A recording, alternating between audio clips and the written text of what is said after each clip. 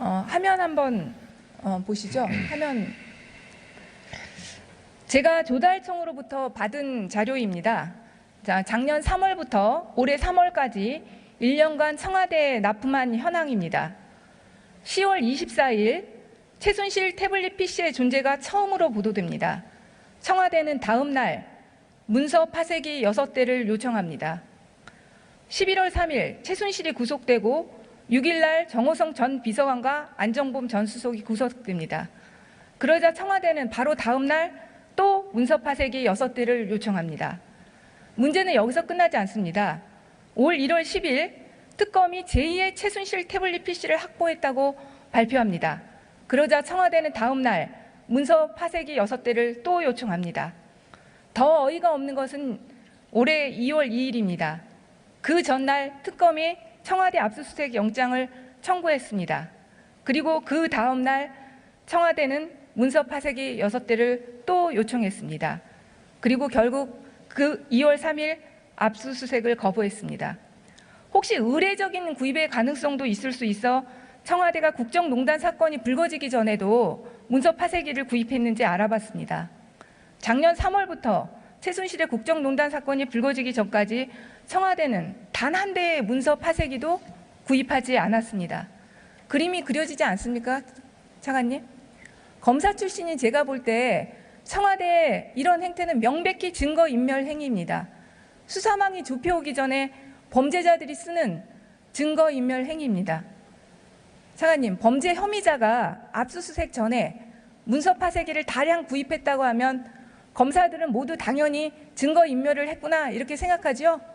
그리고 압수수색 영장에도 이 사실 반드시 기재할 겁니다. 아닙니까? 지금 의원님께서 지적하시는 부분은 듣고서 저도 알아들었습니다만은 다음 주 화요일 21일에 전직 대통령에 대한 조사가 예정되어 있습니다. 검찰에서 잘 준비해서 정확하게 진실을 밝히도록 할 것으로 알고 있습니다. 일반적으로 어떻게 생각하십니까? 이게 증거인멸 행위가 있었구나. 좀 편하게 제가 묻겠습니다. 증거인멸 행위를 한 것으로 추정할 수 있겠죠, 차관님? 의원님 지적하시는 부분은 잘 들었고요. 그렇지만 제가 그 청와대의 입장을 잘 모르는 입장에서 청와대의 입장이 아니라 일반적인 수사의 원칙. 저도 검사였고 차관님도 검사이십니다. 아시지 않습니까? 이거 범죄자들이 이렇게 행동하면 당연히 증거인멸 행위를 했구나. 검사들은 그렇게 생각하지 않습니까? 압수수색 영장이 반드시 들어갑니다. 아닙니까? 의원님 지적하시는 부분은 제가 충분히 알아들었습니다. 하여튼 검찰에서 이 사건 진실이 정확하게 밝혀지도록 최선을 다할 것으로 생각합니다. 이번 특수본이 청와대 증거인멸 부분까지도 명확하고 철저하게 수사해야 된다고 생각하는데 어떻게 생각하십니까? 예, 지금 이제 전직 대통령에 대한 조사 일정까지 잡혀 있고 최선을 다해서 수사하리라고 생각을 합니다. 제가 조달청에 청와대 납품 현황을 받은 것은 원래는 컴퓨터 교체를 통한 증거인멸 행위가 우려되었기 때문입니다. 다행스럽게도 청와대의 컴퓨터 교체는 이루어지지 않았습니다. 그렇기 때문에 청와대에 대한 즉각적인 압수수색이 또 필요하다고 봅니다. 차관님 생각은 어떻습니까? 아까 다른 의원님도 비슷한 질의를 하셨었는데 압수수색 이런 부분에 대해서는 지금 수사 중인 과정에서 저희가 계획을 말씀드릴 수는 없고 검찰에서 적절히 판단하리라고 생각을 합니다. 법무부는 청와대의 법무참모가 아닙니다. 국민의 법무참모가 되어야 하고 정부가 잘못된 법 해석으로 법치를 가로막는다면 이에 대해서 항의하고 바로잡아야 할 의무가 있는 기관입니다. 이 생각에 동의하십니까? 예, 의원님 말씀대로 법치주의가 확립되도록 노력해야 한다고 생각합니다. 청와대 측에서는 여전히 형사소송법 제110조와 111조의 군사상 비밀과 공무상 비밀을 이유로 압수수색을 거부할 것이라고 합니다. 그런데 이렇게 조직적으로 증거인멸을 하는 집단에게 군사상 비밀과 공무상 비밀을 이유로 면책특권을 주어야 합니까? 형사소송법상에도 국가의 중대한 이익을 해한 경우는 군사상 비밀과 공무상 비밀을 이유로 압수수색을 거부할 수 없다고 되어 있습니다. 지금이 바로 그런 경우입니다. 국가의 중대한 이익을 해하고 있는 청와대는 압수수색을 거부해서는 안 되는 것입니다. 차관님, 법무부가 권력 집단의 법무참모가 아니라 국민의 법무 참모로 거듭날 기회를 드리겠습니다. 한교안 권한대행에게 압수수색을 허용을 하고 요청하실 생각 있습니까? 없습니까? 우선 그거보다 앞서서 검찰이 수사의 주체이기 때문에 검찰에서 법과 원칙에 따라서 그 압수수색이 할 필요가 있는지 없는지를 먼저 판단해야 한다고 생각합니다. 그래서 검찰이 그런 판단이 선행된 후에 그 다음에 검토해야 할 사항이라고 생각합니다. 검찰은 이미 영장을 청구했습니다.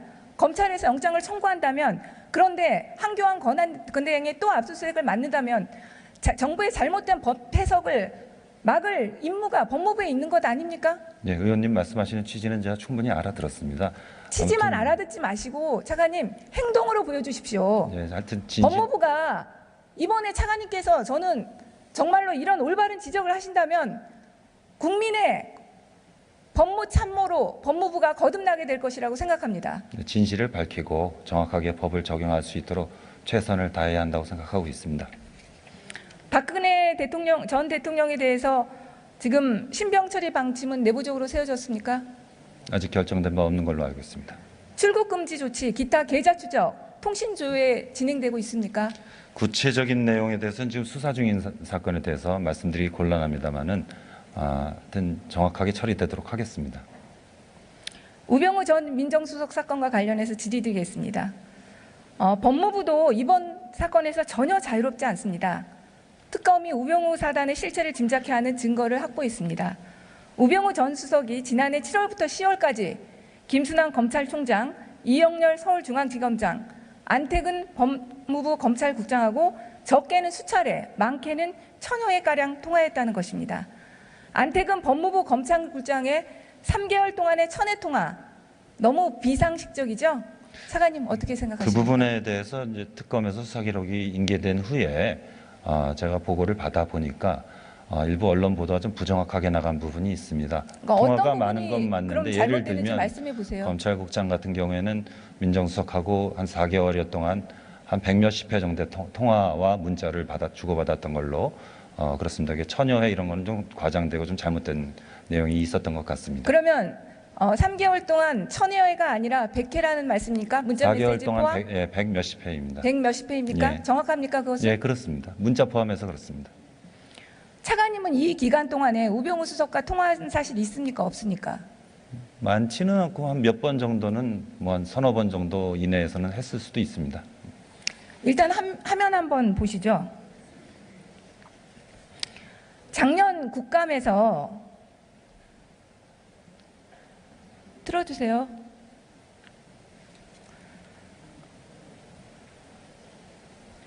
작년 국감에서 안태근 검찰국장은 우병우 전 수석과 관련한 어떠한 내용도 청와대에 보고하지 않는다고 했습니다.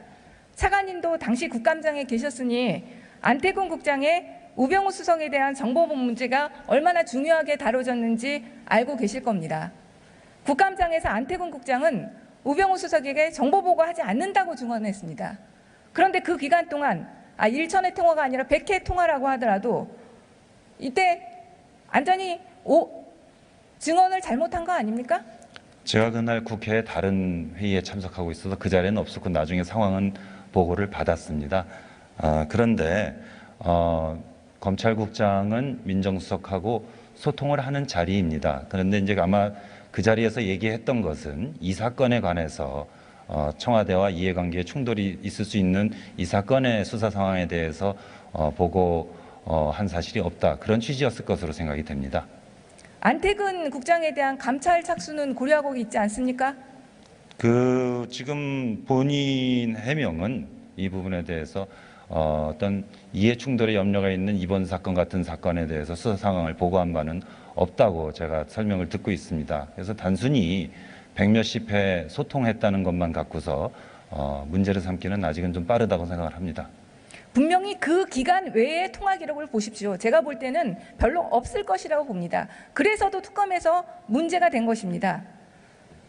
이번 새로 구성된 특수본 수사과정 차관님 보고 받으십니까?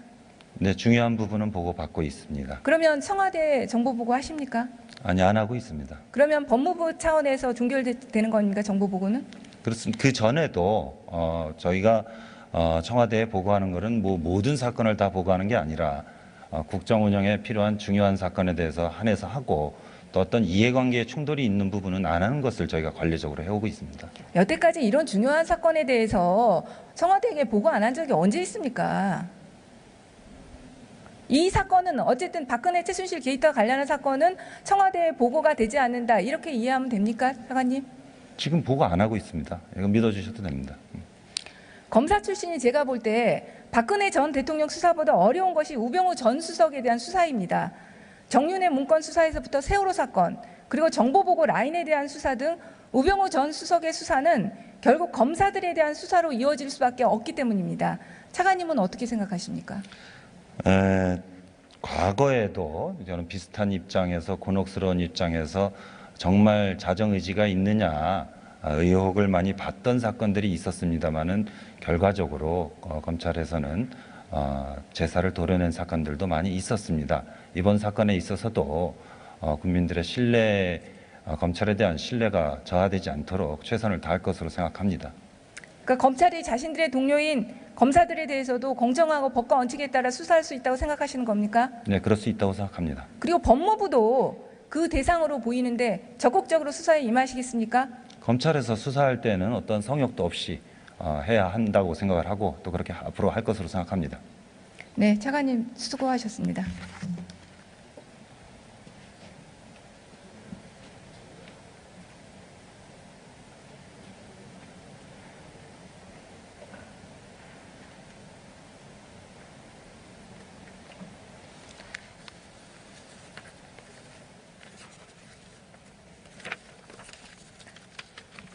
황교안 권한대행에게 다시 한번 요청합니다. 검찰의 청와대 압수수색을 더 이상 막지 말아 주십시오. 헌법 수호의 의지가 있다면, 법치주의를 지키고자 한다면 청와대 압수수색을 반드시 허락해야 합니다. 존경하는 국민 여러분, 과거에만 집착하면 미래가 안 보입니다. 그러나 과거를 청산하지 않으면 나라를 바로 세울 수 없습니다. 특검과 부패, 정경유착의 적폐를 깨끗이 청산해야 나라를 바로 세울 수 있습니다. 나라를 바로 세워야 국민이 행복합니다. 정치가 국민의 뜻을 거스르지 않을 때, 따르지 못할 때 이 나라의 주인인 국민은 스스로 정치를 바꿔왔습니다. 이대한 민심을 받들어 정치권이 더 이상 분열과 갈등을 선동해서는 안 됩니다.